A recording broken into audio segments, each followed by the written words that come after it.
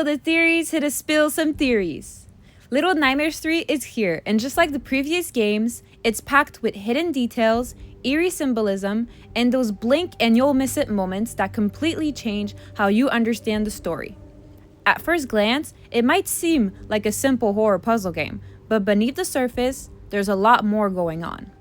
From background clues that hint at what really happened to our new protagonist, to subtle environment storytelling that connects back to the earlier games, there are layers of meaning everywhere. So today, we're diving deep into things you might have missed in Little Nightmares 3. Believe me, I kept my eyes wide open when looking at footage of this game, and there's some things that I noticed that I can't really explain just yet. So grab your flashlights, keep your eyes open, and let's step back into the shadows of the nowhere, because the nightmares are far from over. But before we get into it, quick reminder that this video contains spoilers. If you haven't played any of the Little Nightmares games, I suggest you look away. You have been warned. Also, these gameplays aren't mine. All rightful owners have been linked down below. Alright, hope you enjoy the video. In Little Nightmares 3, we follow two new protagonists, Lo and Alone. Their goal is to escape the nowhere. This game takes place in an area of Little Nightmares world called the Spiral. I started noticing the spiral pattern pretty much everywhere throughout the game.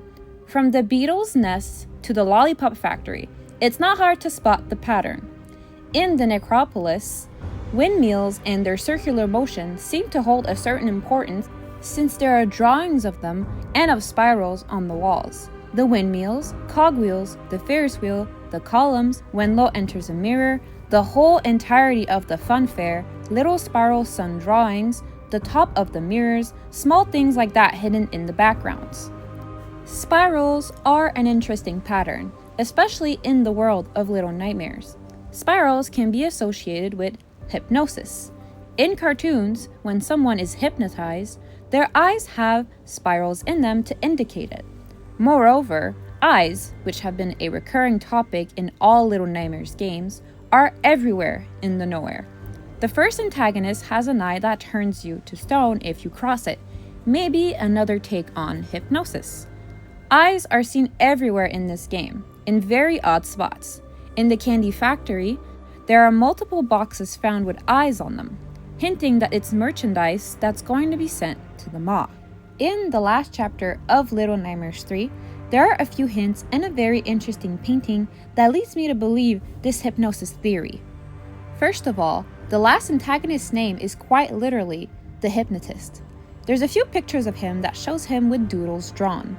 One doodle is a spiral on his eye, hinting this could possibly be all his doing. Could spirals and eyes potentially hint to hypnosis of the inhabitants of this land and of the world of Little Nightmares in general? It's possible.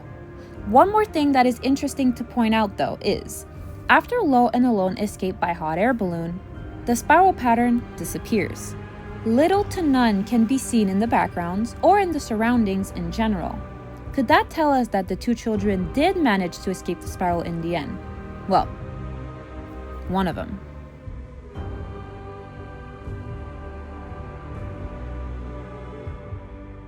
TVs were the theme of Little Nightmares 2. The main character, Mono, has the ability to travel through them, just like Lo has the ability to travel through mirrors. In Little Nightmares 3, we get hints of TVs in the Candy Factory chapter. Workers seem to be under the same trance as the viewers in Little Nightmares 2.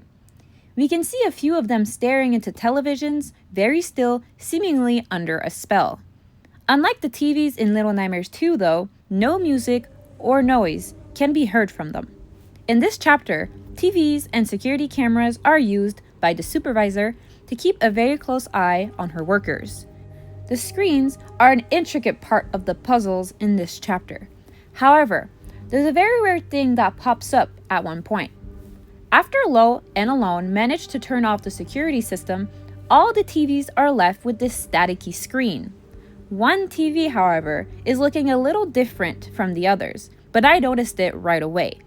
That weird wavy pattern looks just like the pattern the TVs in Little Nightmares 2 used to have when Mono could travel through them.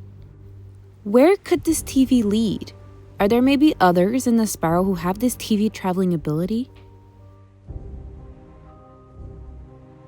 I started this YouTube channel a few years ago, a bit after the release of Little Nightmares 2. I had noticed weird things in the game and I wanted to share them with people who are also fans of the game. One of the biggest things I noticed at the time that nobody else seemed to have noticed was a clock in the school chapter. The clock in this room is not like any other clock I had seen in previous games. The order of the numbers is messed up. The 8 and the 9 have been switched. Such a weird thing to add to such a random clock. This never went anywhere though, since I couldn't really make up a theory that could explain this clock. Now, imagine my surprise when I was playing Little Nightmares 3 and I spotted this.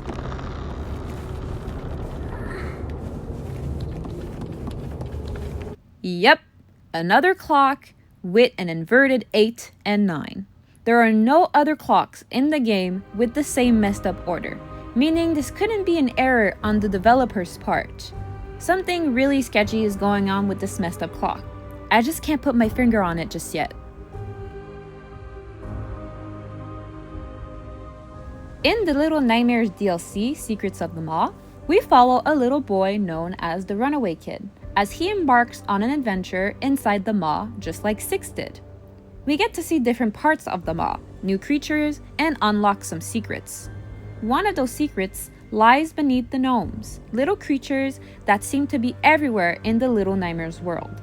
Apparently, these gnomes are in reality children. In the DLC, the Runaway Kid stumbles upon a little room with many little gnomes. Their shadows are shadows of kids. Moreover, at the end of the DLC, the Runaway Kid himself gets turned into a gnome. In Little Nightmares 3, we also stumble upon a few of these little gnomes, and even a room eerily similar to the one in the Maw. However, looking closely at the gnome, his shadow remains a normal shadow, not a child's. So then, are there natural gnomes? Are some gnomes just children that got turned into them and then others are just naturally born gnomes?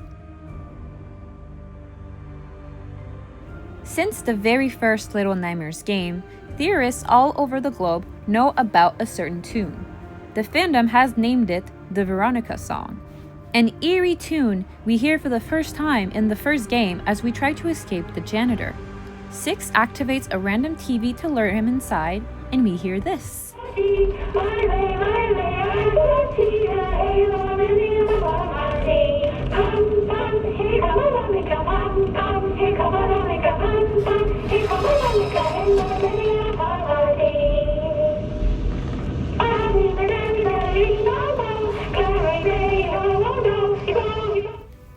For years, people have been sharing their theories on the meaning of the song. In Little Nightmares 2, it comes up again.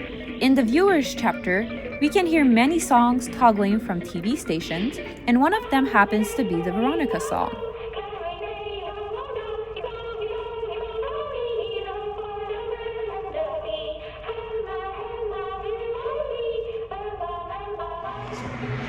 In the school chapter, when Mono was posing as a bully, we can hear the bullies playing and singing a very familiar song, but in their own way.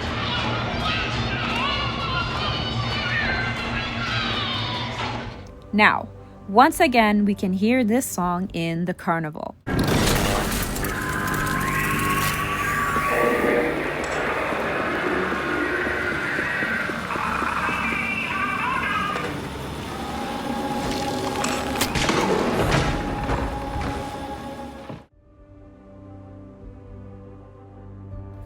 There are so many paintings in Little Nightmares.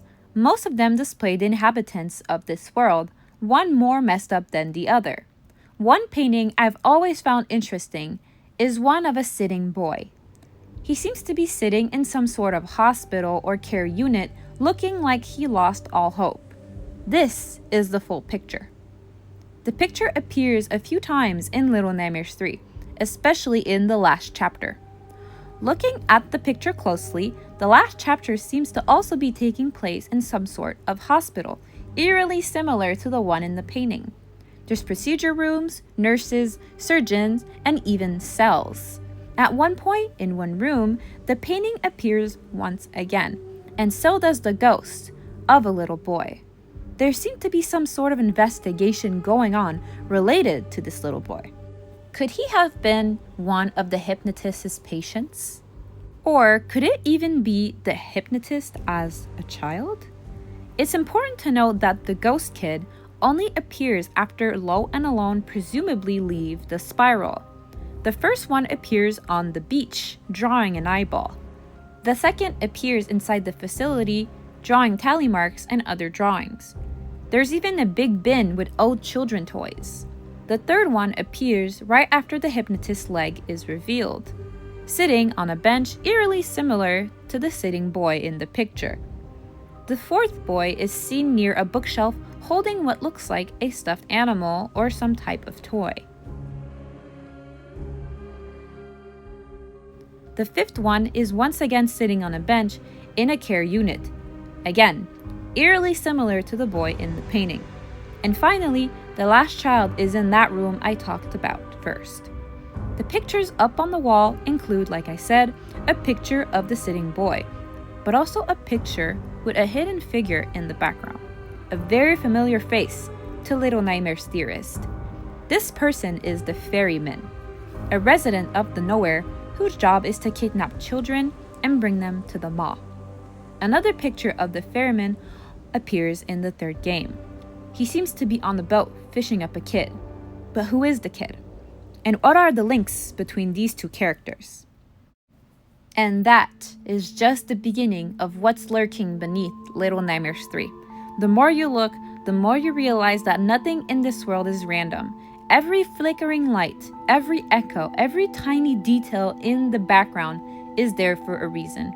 It feels like the game is whispering its story through things it doesn't say out loud. But these are only a few things I've found. There are definitely more secrets hidden in plain sight. So, if you've noticed anything strange, a detail I didn't mention, or a theory that could connect the pieces together, drop it down in the comments. I love reading through all your theory spells and seeing how deep this community can dig into the nightmare. Once again, this is purely based on what I believe and what I researched. You always have room to decide what you believe is true and what isn't. If you enjoyed this breakdown and want more deep dives into the world of Little Nightmares, don't forget to like, subscribe so you don't miss what's coming next, because this story is far from over. And trust me, the possible next chapter might be even darker than we think.